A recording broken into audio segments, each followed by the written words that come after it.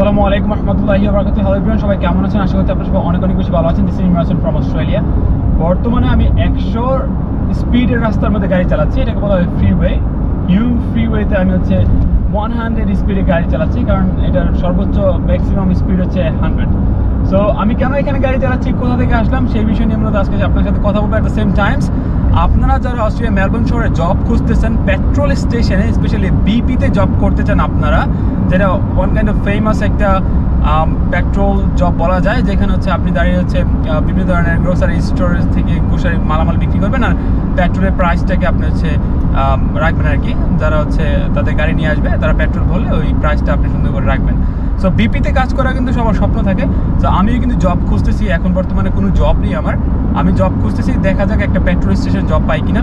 So ওরই পরিপ্রেক্ষিতে আমি একজনের কাছ থেকে জানতে পারলাম যে টার্নেটে শপিং সেন্টার অপোজিটে যে বিপিটা আছে, সেখানে একটা জব ভ্যাকেন্সি আছে। সো আমি ভাবলাম যে ঠিক আছে, যেহেতু জব ভ্যাকেন্সি আছে, আমি ফিজিক্যালি গিয়ে ইন পার্সনে গিয়ে তাদের সাথে কথা বলে আসি, দেখি জবটা সিকিউর করতে পারি কিনা।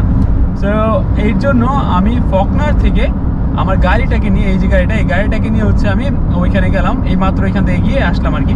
তো ওইখানে গেলাম। ফার্স্টে আমি বলতে বুঝাইনি আর কি ওদেরকে, যে আমি যে জানি যে এখানে জব ভ্যাকেন্সি আছে, এটা আমি বুঝাইনি। প্রথমত আমি কিছু গ্রোসারি প্রোডাক্ট কিনলাম ওইখান থেকে, কিছু খাবার টাবার কিনলাম। কেনার মাধ্যমে তাদের সাথে কমিউনিকেট করার ট্রাই করলাম, কথা বলার ট্রাই করলাম, আমার ইংরেজি প্রফিসিয়েন্সি এই জিনিসটা শো করার ট্রাই করলাম। সো ওইখানে দুজন ব্যক্তি ছিল। ওই দুজন ব্যক্তি হোপফুলি কোন কান্ট্রি থেকে, আই গেস বাংলাদেশ থেকে হবে।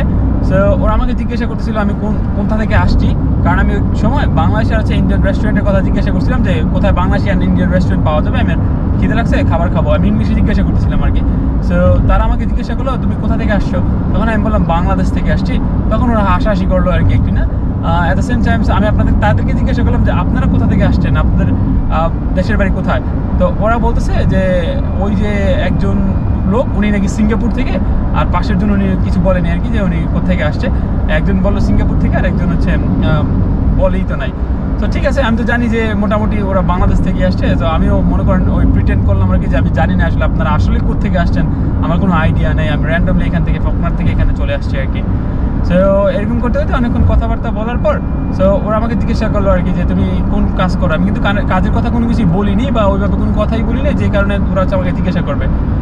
আমি জাস্ট ইংরেজিতে কথা বলতেছিলাম, ওদেরকে হাতে বিভিন্ন ধরনের আলাপ করতেছিলাম আর কি, বিভিন্ন ধরনের জিনিস নিয়ে, বিপির প্রাইস নিয়ে বলতেছিলাম, যে কারণ ওইখানে সবচেয়ে বেশি হাইয়েস্ট প্রাইস বলা যায় 215 পেট্রোলের দাম, আনলিমিটেড পেট্রোলের দাম।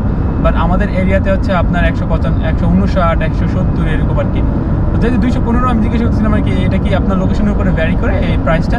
তো ওরা বলতেছিল আর কি, এটা ডিপেন্ড করে কত পুরাতন পেট্রোল স্টেশন, আর এট দ্য সেম টাইম নতুন পেট্রোল আসলে এই দামটা ভ্যারি করে আর কি, আবার লোকেশনের উপরে ভ্যারি করে। ওকে, ঠিক আছে। সো ওই সময় ওনারা আমাকে জিজ্ঞাসা করলো আর কি, যে তুমি কোত্থেকে আসছো, তোমার দেশের বাড়ি কোথায়। আমি তো বললামই তো দেশের বাড়ি বাংলাদেশ। তো বলতেছিল কি তুমি বাংলাদেশের কোথায়, তখন আমি বললাম যে কুমিল্লা। সো কুমিল্লা বলার সাথে সাথে সো ওনারা কু বলতেছিল আর কি। ওকে, আমি ভাবলাম আমাকে ঠিক আছে, দুষ্টামি করে ওরা, সবাই তো দুষ্টামি করে না, কুমিল্লার ইতর এগুলো বলে। সো বাট পাশের জন ওই পাশের জনটাকে বলতেছে আর কি, কয় হি ডাজন্ট লাইক হে কুমিল্লার মানুষের পছন্দ করে না আর কি।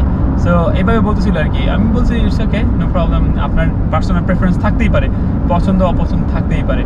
তো তখন ওনারা বলতেছে তুমি কি জব করো। আমি বলছি এখন তো কোনো জব করি না, জব খুঁজতেছি। তো আমি বললাম কি ওনাদেরকে, আপনাদের কোনো জব ভ্যাকেন্সি আছে কিনা।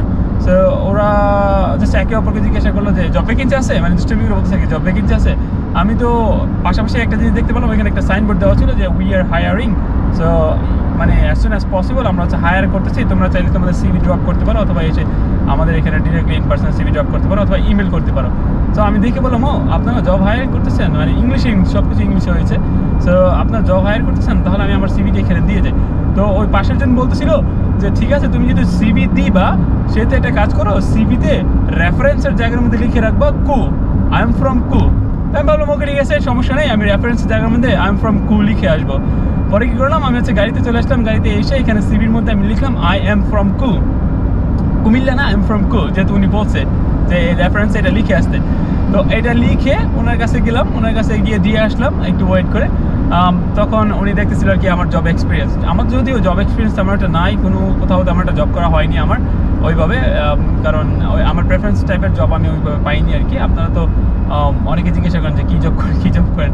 তো ওই প্রেফারেন্সে জব না পাওয়ার কারণে আমি হচ্ছে কোথাও জব টব করিনি, যার কারণে আমি কয়েকটা জায়গাতে জব করছি, ওইগুলো উল্লেখ করতেছিলাম। কিন্তু ওনার জিজ্ঞাসা করতেছিল যে এখানে কতদিন জব করছো, এখানে কতদিন জব করছো।